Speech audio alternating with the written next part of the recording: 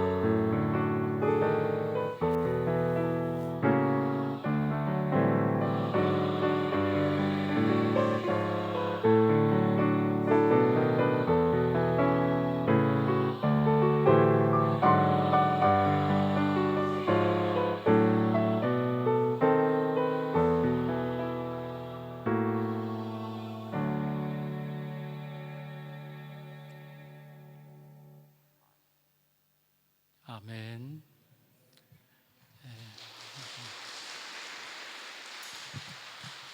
잠시 기도합니다. 아버지 하나님, 참 감사합니다.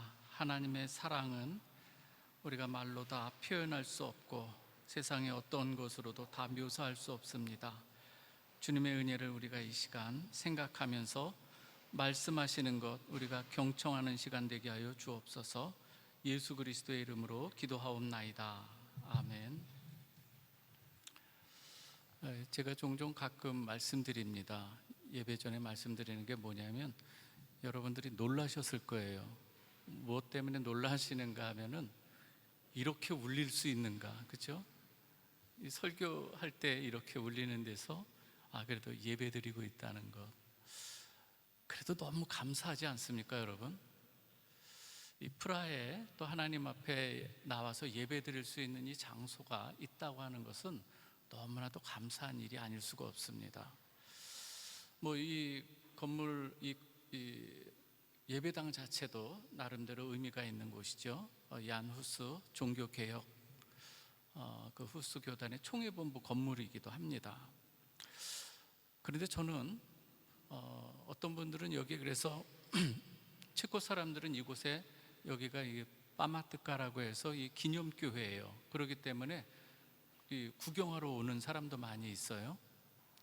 그래서 너무 멋있다 그러는데, 뭐 건물도 중요하지만 가장 중요한 것은 이 자리에 여러분들이 참된 예배자로 서는 것이 더 중요한 줄 믿으시기 바랍니다. 오늘 이 시간에 주님의 날 아니겠습니까? 주님만 온전히 영광 받으시는 그런 날이고, 또 오늘 여기서 은혜 받고 삶 속에서도 또 주님을 찬양하고 주님의 통치와 다스림을 받으며, 오늘 중창단의 가사처럼 세상의 그 모든 다 그걸로 더 다 할 수 없는, 그렇죠? 그걸 고백하면서 여러분들이 한 주간 열심히 주 안에서 믿음으로 승리하고, 또 이 자리에 와서 찬양하고 은혜 받으면서 또 힘을 얻어서 나아갈 수 있는 그러한 이 믿음의 공동체 되기를 주님의 이름으로 축원합니다. 오늘 우리가 읽은 이 마가복음 13장 1절 2절 아주 짧지 않습니까? 간단합니다. 제자들의 질문이 있고 주님의 대답이 있어요. 아주 짧은 이 두 구절 안에, 그런데 참으로 많은 내용이 여기에 함축되어 있다는 것을 우리는 잘 알아야 되는데요, 오늘 이 말씀은 먼 나라 이웃 나라 이야기가 아니라 오늘 우리에게 주시는 말씀이라는 것을 우리는 잘 알아야 됩니다. 예수께서 성전에서 지금 나가시는 이 가운데에 제자 중 한 사람이 이렇게 물어봐요. 이 예루살렘, 이 성전의 이 화려함, 이 외양, 그 아름다움, 그 웅장함에 감탄하면서 주님께 말합니다. 1절 말씀이에요. 선생님이여 보소서, 이 돌들이 어떠하며 이 건물들이 어떠하니까. 물론 이 갈릴리에서 올라왔기 때문에 참 이 웅장한 건물을 그 동네에서 자주 못 보았겠죠. 그리고 이 건물이 지금 어떠한 이 성전인가 하면은요, 헤롯 대왕이 있습니다. 그 사람이 사실은 유대 출신이 아니라 이둠의 사람이거든요. 그러니까 에돔 족속의 사람인데, 소위 말하면은 이 줄을 좀 잘 서면서 이 헤롯 대왕, 이 유대 민족을 다스리는 왕으로 지금 이렇게 올라와 있는 거예요. 그래서 유대 사람들에게 환심을 사기 위해서 성전을 아주 기가 막히게 리모델링을 해줍니다. 근데 문제는 그 안에 섬기는 제사장들이나 이런 사람들을, 자기가 원하는 사람들, 그 사람들을 다 세워놓는 이러한 상황이 된 것이죠.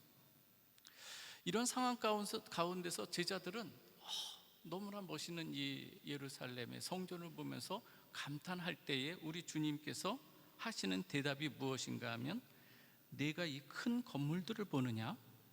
돌 하나도 돌 위에 남지 않고 다 무너뜨려지리라. 이런 대답을 하시는 거예요.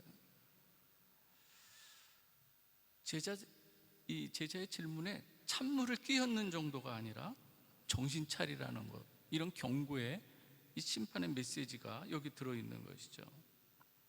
오늘 여기서 우리는 무엇을 잘 캐치해야 되는가 하면, 이렇게 말씀하시는 예수 그리스도, 그분은 누구신가 하는 거예요. 우리가 성경 전체에서 우리가 항상 우리가 살펴봐야 하는 것이 예수가 누구신가. 그리고 오늘 여기서 성전 파멸을 이야기하시는 이 의미가 우리에게 주시는 메시지는 또 무엇인가. 오늘 이 두 가지 살펴보면 되는 것이죠. 말씀드린 바와 같이 감탄하고 있는 이 예루살렘의 이 성전은,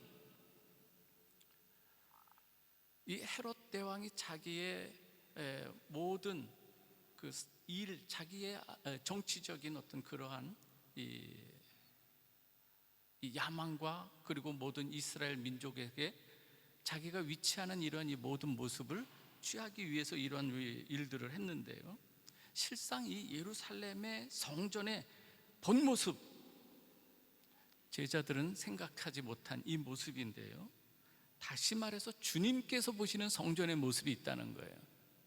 제자들의 성전을 보는 모습과 주님께서 성전을 바라보시는 모습이 지금 다르다는 것을 알 수가 있는데요, 오늘 여기서 성전 이야기가 어디서부터 이야기가 이끌어져 나오는가 하면요, 우리 주님께서 이제 때가 되신 걸 아세요.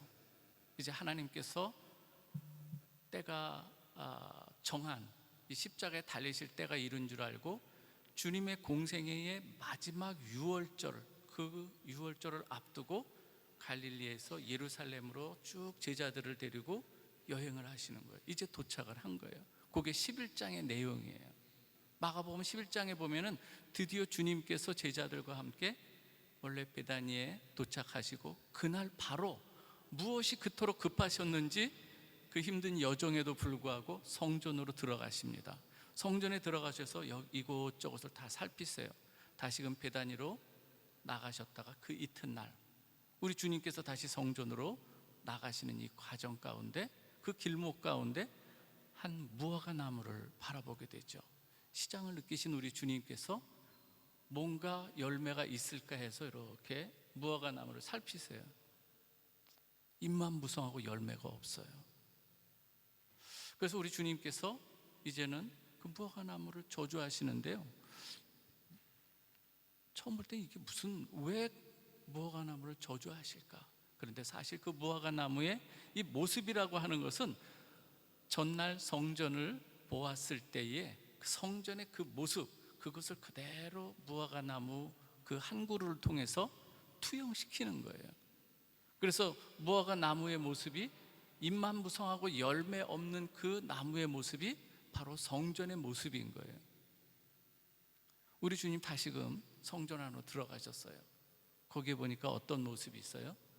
환전상들, 돈 바꾸는 사람들이 이리저리 거기서 상을 펴고 있어요. 우리 주님 그것을 둘러 엎으십니다. 매매하는 자들이 의자를 가지고 움직일 때에 그것을 다 뒤엎으시는 거예요. 이리저리 다닐 때에 금하시는 것이죠. 그리고 말씀하시는 게 있어요. 그들을 향해서 말씀하시는 것은 다른 게 아니에요. 너희가 내 집을, 만민이 기도해야 하는 내 집을 너희들이 강도의 소굴로 만들었다, 이 말을 하는 거예요. 지금 제자들이 본 성전의 모습은 겉모습만 봤어요. 우리 주님은 그 안에 성전의 속내를 다 들여다보신 것이죠.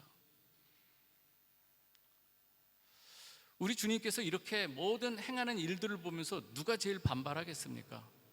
어디서 이 나사렛에서 올라온 사람이 이렇게 막 성전에 와서 이런 일을 할 때에 제일 거기에 발끈하면서 반응하는 세력들이 성전 지도자, 종교 지도자들 아니겠습니까? 내가 무슨 권세로 이 일을 행하느냐 하는 거예요.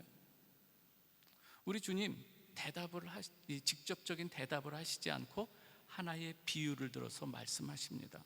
지난주에도 제가 말씀드렸다시피요, 한 가지 비유가 무엇인가 하면 악한 농부의, 이 포도원의 악한 농부의 비유를 드는 거예요. 한 주인이 있었는데 주인이 포도원을 만들고 울타리를 만들고 즙자는 틀도 만들고 새를 주고 타국으로 떠나는 가운데 있어요. 이젠 때가 돼서 이 주인이 이 소출을 얻기 위해서 사람을 보내요. 종을 보내는 거예요. 한 사람을 보내는데 빈손으로 보내면서 그를 조롱하는 거죠. 또 다른 한 사람 보냅니다. 이제는 그를 때리고 죽여버립니다. 또 보냅니다. 또 역시 죽여버립니다. 여러 차례 많은 종들을 보내고 마지막 한 사람 남은 자기 아들을 보내는 거죠. 여러분들이 아시는 바와 같이 이 종들은 구약의 여러 선지자들인 거예요. 이제는 마지막 자기 아들, 사랑하는 아들을 지금 보내는, 그래서 우리 주님께서 이 포도원 농부, 악한 농부의 비유를 통해서 악한 농부들이 바로 너희들 종교 지도자들이라는 것을 드러내시고, 우리 주님 자신은 거기에서 마지막 한 사람, 주인의 아들, 하나님의 보내시는 아들이심을 거기에서 간접적으로 드러내시는 거죠. 중요한 포인트인 거죠. 종교 지도자들이 그것을 알아듣습니다. 알아들었으면 거기서 회개하고 돌아서야 되는데 어떻습니까? 그들의 눈이 감겨져 있어요. 이러한 가운데 우리 주님께서 다시금 말씀을 가르치는 가운데 이 사람들이 어떻게 하든지 예수를 죽이고자 여러 흉계를 꾸미는 것이 가이사에게 세를 바치는 것이 옳으니까 여러 가지 이것을 가지고 나오는 거예요. 말씀의 책을 잡고 그를 죽이기 위해서인 거죠. 끝내 그들은 악한 농부의 모습으로 아들을 죽이는 자로 거기서 드러나는 거예요. 그러한 가운데 이제 오늘 본문으로 넘어와서 이제는 주님께서 성전에서 나가시는 거예요. 나가시는데 제자들은 성전을 바라보면서 와, 놀랍다고 지금 이야기하는 것이고, 우리 주님께서는 제자들아, 주님의 마음 어떠한지 아시겠죠? 지금 그 상황인 거예요. 제자들이 감탄하고 있었던 이 성전의 모습은 종교 행위는 있었어요. 그러나 강도의 소굴이 되어버렸고요, 그 안에서 우리 주님께서 말씀하시는 것처럼 만민이 기도해야 하는 집인데도 불구하고 자기들만의 울타리를 쌓고 있어요. 유대인 자기들만의, 이방인들에 대해서는 전혀 관심하지 않는 거예요. 함께 예배드리고 하나님 앞에 기도하는 이 집에 이 기능이 다 상실되어 버린, 그래서 이 성전은 어떠한 성전인가 하면 주님께서 저주하실 때에 뿌리부터 말라 죽어야 할 그 모습인, 그 모습으로 드러나게 되는 것이죠. 산이 들려져 바다에 던짐으로 파멸로 끝나게 될 이 성전의 이 모습들, 돌 하나 돌 위에 남아있지 않도록 파멸돼야만 하는 성전의 모습인 거죠. 오늘 여기서 1절에서 아주 중요한 의미는 무엇인가 하면 예수 그리스도께서 성전에서 나가시는 모습, 이것은 성전을 떠나시는 모습인데요, 그 의미를 담고 있어요.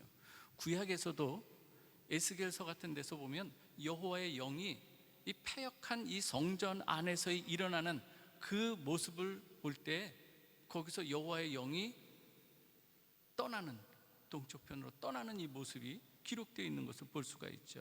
에스겔 10장 18절 같은 데에서도 여호와의 영광이 성전 문지방을 떠나는 이 모습, 오늘 우리 주님께서 성전을 떠나는 모습이 거기 같은 의미인 거죠. 우리 주님 3절에 보면은 예수께서 감람산에서 성전을 마주 대하여 앉으시는 이 모습이 있어요. 이 모습 또한 여호와의 영이 떠나서 감람산, 그래서 성전이 보이는 곳에 있는 에스겔 11장 23절에 여호와의 영광이 성읍 가운데서부터 올라가 성읍 동쪽 산에 머무는 이 모습들, 구약의 그 내용의 배경이 무엇인가 하면 성전을 파멸시키는 그런 이 의미, 패역한 성전에 대해서 여호와 하나님께서 어떻게 대하시는가가 거기에 담겨져 있는 것이죠. 오늘 우리 주님은 바로 그와 같은 이 모습으로 지금 성전을 나가시는 이 모습이라고 하는 것이죠.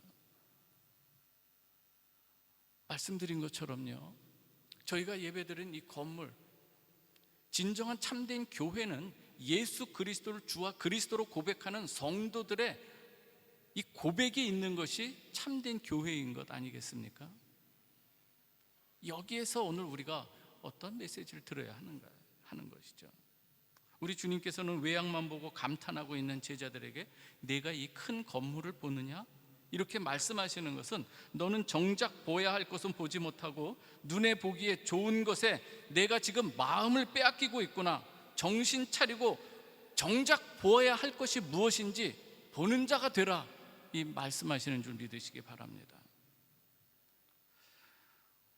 이 말씀을 오늘 우리에게 한번 생각해 볼 때 정작 보아야 할 것, 우리가 너무 세상의 화려함에 우리의 마음을 많이 빼앗기지 않습니까? 보암직하고 먹음직하고, 그렇죠? 지혜롭게 할 만한 탐스러운 것들이 우리 주위에 얼마나 많이 우리를 유혹하는지 그런 모습 아니겠습니까?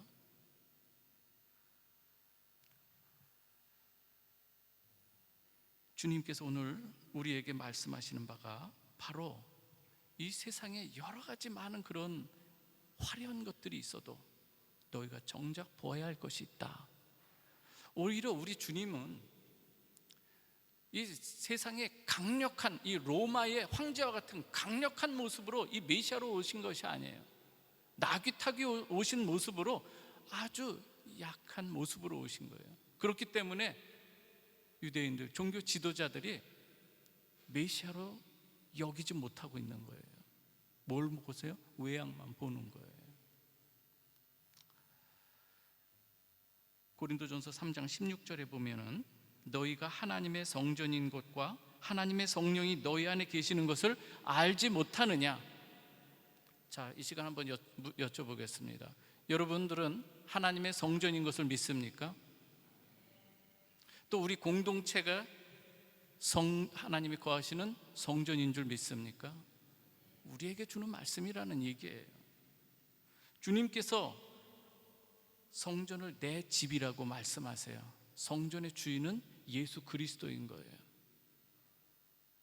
종교 지도자들의 것이 아니라 예수 그리스도께서 내 집이라는 거예요. 우리가 하나님과의 관계 가운데서 이 성전이 우리 주님의 것이라고 한다면 가장 먼저 우리가 살펴봐야 될 것이 주인 되시는, 그리고 하나님, 그의 아들 되시는 예수 그리스도의 관계가 우리가 바로 설정이 되어 있는가 하는 거예요.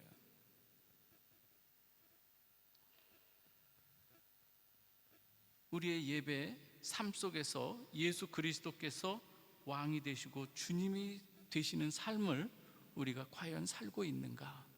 그냥 예수를 나의 주님이십니다, 이게 아니라 정말 삶 속에서 주님이 내 삶의 왕이 되시는 삶을 우리가 역동적으로 지금 살아내고 있는가 하는 거예요.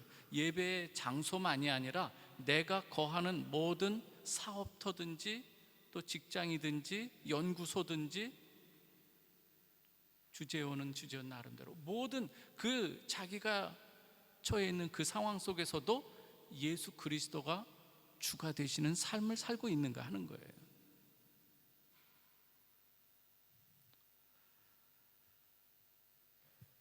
이 자리에 앉아있는 저와 여러분들, 우리가 다 포함해서 말합니다.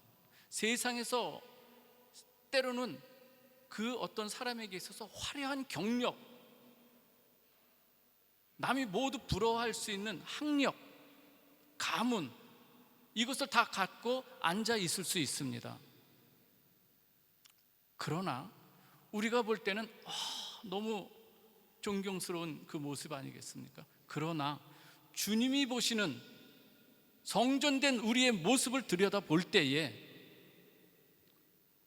오늘 여기서 주님께서 파멸되어야 할 모습으로 우리가 지금 겉은 화려하지만 속은 강도의 소굴이 되어버리고 나의 이기적인 그러한 이 신앙의 모습들, 여전히 수십 년 동안 신앙생활하면서 여전히 나, 내 자녀, 내 집, 내 자녀의 장래, 여기에 머물러 있고 오히려 정작 주님께서 말씀하시는 만민이 누구든지 하나님께서 아브라함을 택하시면서 내가 복이 될지라 너로 말미암아 모든 족속이 구원을 얻게, 복을 얻게 할지라는 하나님의 깊고도 넓은 그러한 우리의 사명을 지닌 우리임에도 불구하고 여전히 나, 여기에 머물러 있는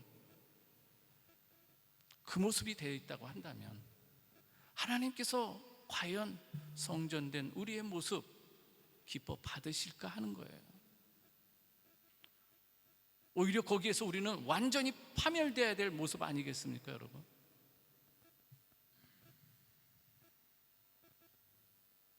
만민이 기도하는 집이 되어야 하는데 유대인들은 거기에서 사마리아인 얼씬도 못하게 합니다. 이방인들 들어오면 사형에 처하는 이런, 어떻습니까, 여러분? 복음 전도 사명에는 관심하지 않는 이 사람들에게 주는 메시지 아니겠습니까?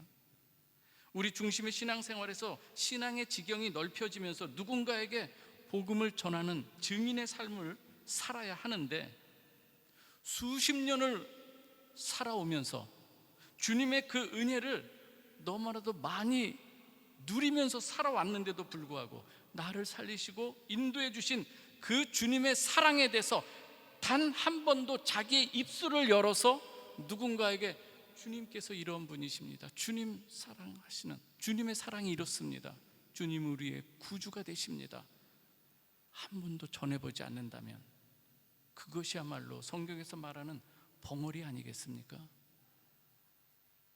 저는 여러분들이 신앙생활을 하면서 주님 만나는 역사가 일어나길 주님의 이름으로 축원합니다. 주님 만나야 됩니다.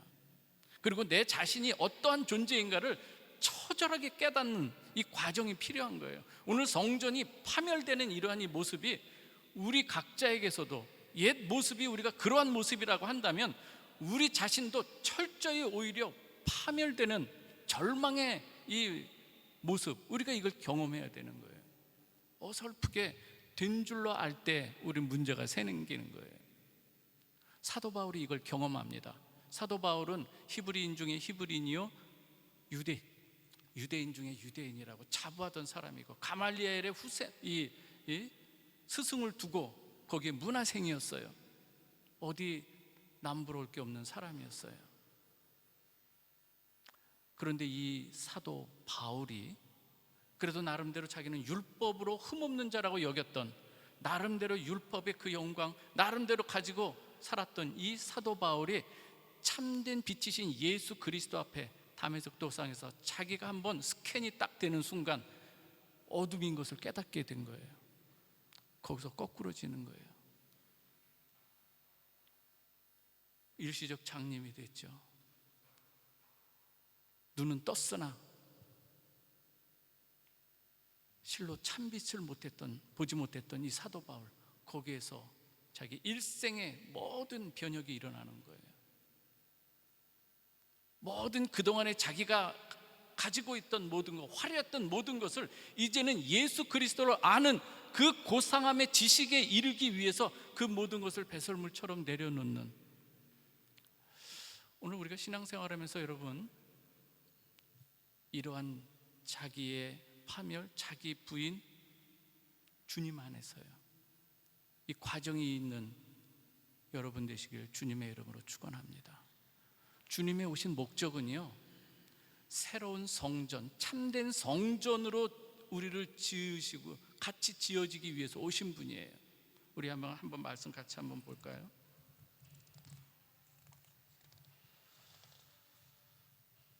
요한복음 2장 19절에서 21절 말씀입니다. 한번 같이 읽겠습니다. 시작. 예수께서 대답하여 이르시되 너희가 이 성전을 헐라 내가 사흘 동안에 일으키리라. 유대인들이 이르되 이 성전은 46년 동안에 지었거늘 내가 3일 동안에 일으키겠느냐 하더라. 그러나 예수는 성전된 자기 육체를 가리켜 말씀하신 것이라. 우리 주님께서는 우리는 정말 그야말로 파멸된 성전과 다를 바 없는 자들인 거예요. 그러나 이것으로 끝내시는 것이 아니라 택한 자들, 그러나 거기서 우리 주님께서 십자가에 달리시면서 그 우리를 끌어안으시고 우리 주님이 그 모든 것을 다 짊어지시고 죽으시는 거예요. 그리고 사흘 만에 다시금 일어나시는 것, 그 부활하신 이 주님을 머리로 해서 성전으로 지어져 가는 것, 이게 바로 교회 공동체임을 사도 바울이, 이 구약에 능통했던 사도 바울이 이 비밀을 깨닫습니다. 그러면서 에베소서 2장 20절에서 22절에서 이렇게 이야기를 합니다. 같이 한번 읽어보겠습니다. 시작. 너희도 사도들과 선지자들의 터 위에 세우심을 입은 자라. 그리스도 예수께서 친히 모퉁이돌이 되셨느니라. 그의 안에서 건물마다 서로 연결하여 주 안에서 성전이 되어가고 너희도 성령 안에서 하나님이 거하실 처소가 되기 위하여 예수 안에서 함께 지어져 가느니라요. 믿습니까 여러분? 오늘 이러한 성전된 우리 교회 공동체인데요, 어떻게 살아야 할까 하는 거예요. 주님 안에서 죽는, 그리고 주님 안에서 사는. 그래서 갈라디아서 2장 20절 22절 제가 읽어드립니다. 내가 그리스도와 함께 십자가에 못 박혔나니 그런즉 이제 내가 사는 것이 아니요 오직 내 안에 그리스도께서 사시는 것이라. 이제 내가 육체 가운데 사는 것은 나를 사랑하사 나를 위하여 자기 자신을 버리신 하나님의 아들을 믿는 믿음 안에 사는 것이라. 주 안에서 죽고 주 안에서 사는 여러분 되시길 바랍니다. 그리고 하나님의 은혜를 우리 여기 공동체 안에서만으로 끝나는 것이 아니라 이젠 넘어가야 되지 않겠습니까? 지난주에 한 주간 여러분들이 기도해 주시는 가운데 우크라이나 난민들 어른들과 어린이들에게 복음을 전했어요. 호르니포 체르니체라고 하는 곳과 거기에 센터가 있고요, 네라토비체라고 하는 곳에 거기에 또 모임이 있어요. 여기서 차를 타고 가면은 한 15분, 거기 가면 브리제진 예베스라고 하는데 거기에도 있는 거예요. 거기 있는 아이들을 초청했어요. 레뜨냐니에 보면 거기 쇼핑몰이 있어요. 거기 아이들을, 할머니하고 손자아이들을 다 데리고 이렇게 왔는데요, 맥도날드하고 이 KF 사주면서 이렇게 했더니 너무 좋아하는 거예요, 애들이.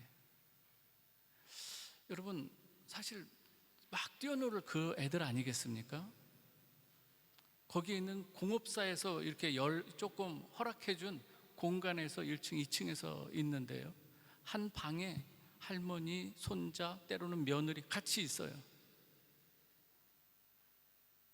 여러분 한번 생각해 보셔야 되지 않을까요? 그 아이들을 데리고 와서 말씀을 전하는데요, 러시아 말은 또 제가 모르잖아요. 러시아 목사를 데리고 갔어요. 같이 거기서 통역을 하면서 또 한 팀이 돼서 그것을 이루는데요, 아이들이요, 제일 어린 아이가 6살짜리예요. 막심.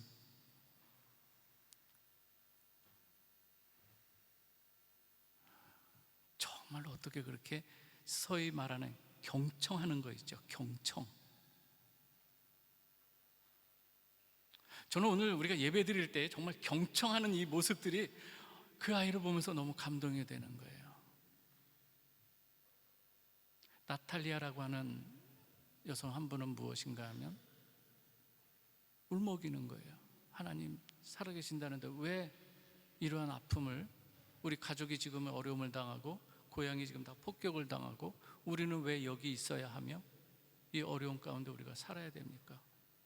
울먹울먹 하는 거예요. 처음에 영접하는, 그냥 그렇게 마음 고백을 하고 끝났는데요, 나중에 토요일인가요? 화요일날 갔는데 토요일쯤인가요? 그래서 한번 일하는데도 찾아갔어요. 마침 아이가 아파서 그날 못 나왔는데, 여기 보면은요, 이 프라하 육에 이 빵 굽는 데서 일을 하고 있어요. 어려운 가운데 이렇게 살아가고 있다는 얘기예요. 그런데 나중에 영접했다고 연락이 왔어요. 네. 사랑하는 우리 성도 여러분,